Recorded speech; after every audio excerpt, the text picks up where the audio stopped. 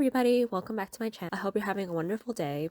Today I wanted to talk you through my first bullet journal setup in a video format. I've been bullet journaling since 2019 in some form, but this is the first year that I really set it up for anyone else to see. Normally it is a very personal thing. Until I started my YouTube channel this year, I have been uploading my weekly spreads, but sure they don't look as in-depth as other people's bullet journals because they don't include the normal pages like mood trackers, habit trackers, or other aspects like that. I personally never found a use for them in my own personal life, but I really wanted to start making bullet journaling content because I think it would really challenge my creativity. So my whole theme that I wanted to do for a bullet journal this year was a rainbow journal, meaning that every month I would try to center my theme on a specific color based on stationery that I already had. Obviously, it's going to be a little hard to stick to a monochromatic, so you might see like pops of other colors, but I want the main color to be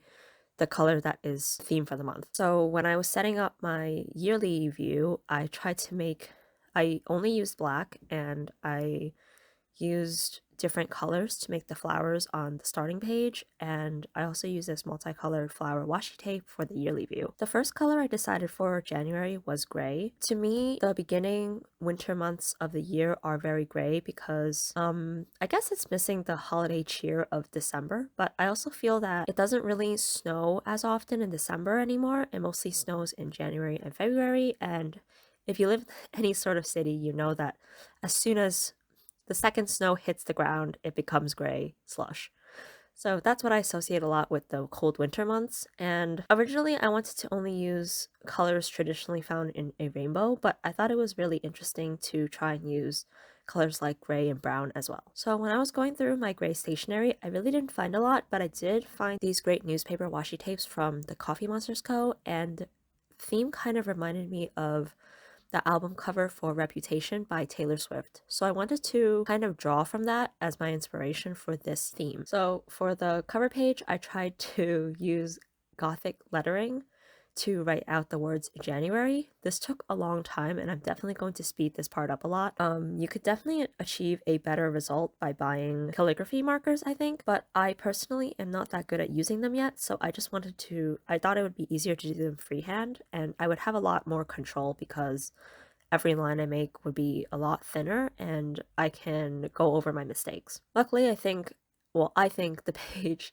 turned out pretty good, and as you'll see from this spread and the yearly spread, I like my setups to be quite minimalistic. I do appreciate when creators make maximalistic spreads, but for me, I just think that's too much work to realistically keep up for a whole year. And I also wanted to include some flexibility for if I wanted to add anything else, so I like to keep the page pretty minimalistic. Moving on to my favorite spread, the monthly spread. I don't know why this is my favorite. I think I just like seeing everything in one spread layout. I think I just like seeing everything in a 2-page layout, and I was really ambitious and I wanted to use fountain pen ink, but as you will soon see, that was a grave mistake because not only does it smudge everywhere because because fountain pen ink is very wet, it still leaked under my ruler. Then my ruler also had some residue from other inks, and it just bled all over the place. Probably taking a lot of copium to say that I think it looks fine, because I made a lot of mistakes over my many years as a bullet journalist, so this doesn't really bother me, but I'm so sorry if this really bothers you. I'm so sorry my monthly page looks so messy, but I really do like the fountain pen color, and I really hope to incorporate it more when I'm writing versus just making straight lines. I decided to add some more washi tape on the upper right hand corner just to tie in the editorial theme, and I used a different color marker to write out the words Jan, the abbreviated version of Jan, because I didn't want to repeat January again. And I think I messed this one up more because I was rushing, because I saw that my January lettering took like 30 minutes of footage, but I'm definitely going to condense it. But I like how simple the layout looks. Next, I wanted to include a spread called A Line a Day, and I wanted to use my stamps because I feel like they're quite editorial looking, but I don't think I'm very good at using them yet because My initial attempt was quite messy, and the spacing between the letters was all wrong, and I didn't know the orientation of the letters, so they were also not straight. Like not in a cute, quirky way. They were just like, it looked like I definitely did not know what I was doing. So to cover up my mistake, I used washi tape because washi tape fixes all mistakes in bullet journaling. And I kind of just wanted to leave it like that, but then I got really ambitious and I just decided to stamp out a line a day on a separate piece of paper, rip it up, and then glue it on top of the washi tape. And I really like how this turned out. I think it really keeps up with the editorial look, even though it's kind of like collagey too, which is an aesthetic that I also really like. For the rest of the spread, I just numbered each line 1 to 31, and then I used my Faber-Castell brush pen to mark out every other line so that there's a little bit of variation so you don't lose place of which line you're writing on. Next up, I decided to make my version of a habit tracker, even though it's like probably the most common version you'll ever see. I use the same stamped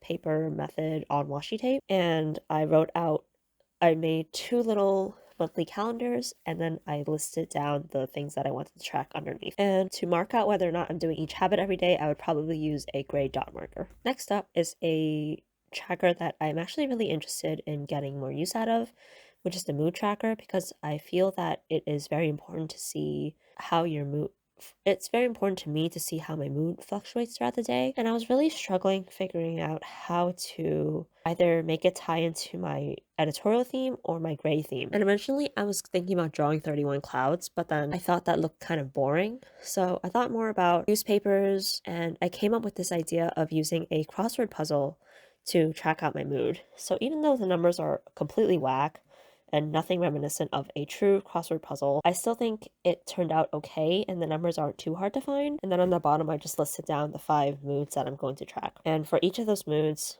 I haven't decided if I'm going to write in the face in the boxes or I'm going to assign each face to a different color. But traditionally, you would assign each face to a different color, and then you could see, depending on the colors, how you were feeling that month. Next up, I wanted to make a current favorites page, but I didn't want to limit it to just things like favorites, because I feel that my favorites, I'm a creature of habit, so things that I really like, I tend to like year after year, so I don't think that would really change from month to month, but I did want to keep track of what I was reading or of media that I was consuming, so I should have put listening too, but I just put reading and watching for the first section, and originally I just highlighted half the page, but then, oh, also I messed up on the highlighting, so sorry if that bothers you, but I was originally only going to highlight half the page, but you'll see later on that I complete the line and I just separate the page into 2 half sections. The second section is thinking and feeling, because I want to know, besides my mood tracker, I want to know like maybe why, if I was having a bad or good month, I want to know like things that happened to me, or why I just wanted to know further why I was feeling the way that I was feeling. And finally, on the next page, I made the first monthly spread of the year. So if you've seen any of my weekly layouts in my current bullet journal, you'll see that I always divide the page into 6 square columns. I like to put 4 on the first page. Well, I like to put 3 on the first page and then 4 on the second page. And then I wasn't really sure what else to do, because I originally saw this column idea on Pinterest and I thought it looked really clean, but I didn't want to waste the rest of the page, so I included an events column, and I also wrote down the dates of this spread on the upper right corner, and I think it looks kind of editorial looking, and like the events page looks like a news article. Next to the dates, I also put a smaller, wider column for next week, so I can write down any events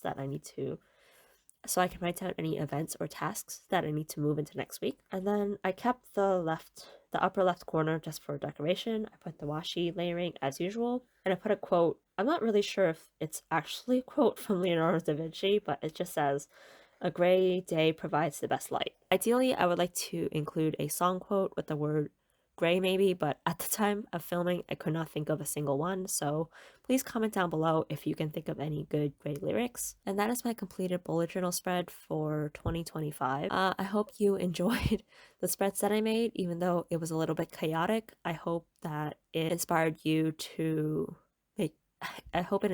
when you make your own bullet journal spreads. If you like this video, please give it a like and please consider subscribing to my channel for more content like this. And I hope you have a wonderful rest of your day. Bye!